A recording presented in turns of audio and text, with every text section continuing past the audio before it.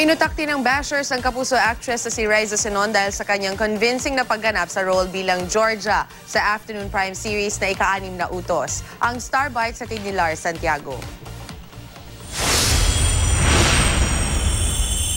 Talaga dahil dyan sa itsura mo. Kahit ano pang itsura mo. Ang mga eksenang katulad nito ang nakagagatong sa inis na nararamdaman ng mga manunood sa karakter ni Riza Sinon bilang si Georgia sa ika-6 na utos. Napaka-epektibo ng pagganap ni Riza, kaya naman may mga taga-subaybay na halos hindi na maihiwalay ang papel niya bilang Georgia sa tunay na pagkatao ng aktres.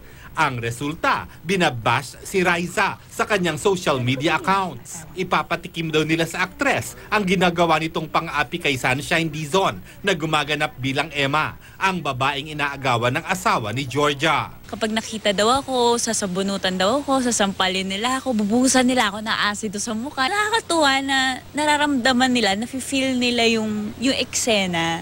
Na ganun. Siyempre, may konting takot din kapag naglalakad ka sa public, di ba? Baka bigla na lang may sumabunot sa'yo or sumampal sa'yo. Nanawagan na si Riza sa mga nagbabanta sa kanya. Naku po, huwag po kayong maapektuhan ng bonggang-bongga. Hindi ko po siya ginagawa sa totoong buhay.